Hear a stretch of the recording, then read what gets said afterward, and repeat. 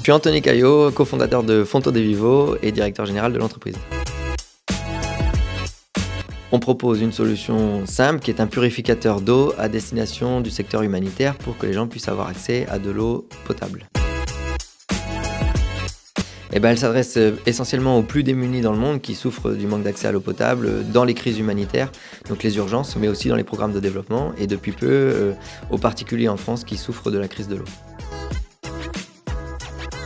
Et nous, on répond à la problématique simple qu'il y a 2 milliards de personnes dans le monde qui n'ont pas accès à l'eau potable et qu'il faut leur donner, qui n'auront jamais accès à un robinet, à un réseau et à qui il faut donner une solution simple, économique, durable, qui leur permette d'avoir de l'eau saine. On en était à la fin de la conception et au début de l'industrialisation et au début de la recherche de fonds pour une levée. 4 ans plus tard, on a commercialisé le produit depuis 2 ans, on en a vendu 15 000 dans le monde, à peu près dans 40 pays.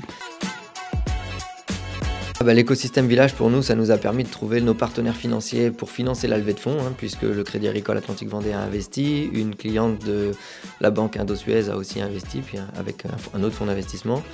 Mais ça a aussi été notre partenaire pour financer la dette, pour faire nos contrats d'assurance, voilà, donc ça a été à tous les niveaux, je dirais. Le Crédit Agricole nous a ouvert beaucoup de portes et le village en particulier.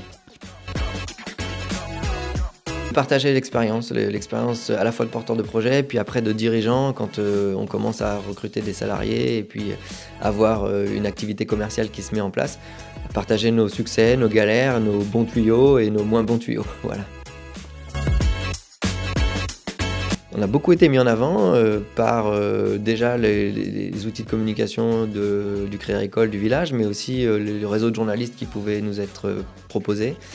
L'informateur judiciaire, Journal des entreprises, même France 3, Ouest France. Et surtout, on a participé à la BFM Academy, dont les villages sont partenaires, où on a été finaliste il y a 2 ans maintenant.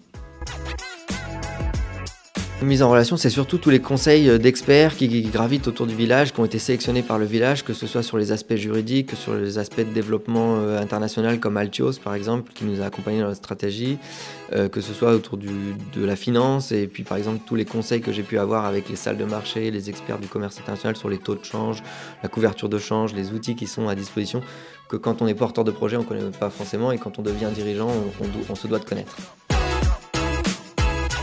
On avait fait une grande fête autour d'une guinguette qui était pour fêter les 2 ou 3 ans du village, je ne sais plus. Et on avait tous des accessoires, des chapeaux. Alors il y avait quelqu'un qui avait un chapeau à paillettes que je trouvais... Je le connais. Puis toute la soirée, je me suis dit, mais ce gars, je le connais. Et finalement, je suis allé le voir à la fin. Et j'ai dit, mais tu ne serais pas Nicolas Alvarez? Et en fait, c'était bien Nicolas Alvarez, qui était mon voisin d'enfance à 500 km d'ici, que j'avais pas revu depuis 30 ans, et avec qui on était à l'école ensemble. Et du coup, c'était un super souvenir que de pouvoir retrouver, grâce au village, un copain d'enfance.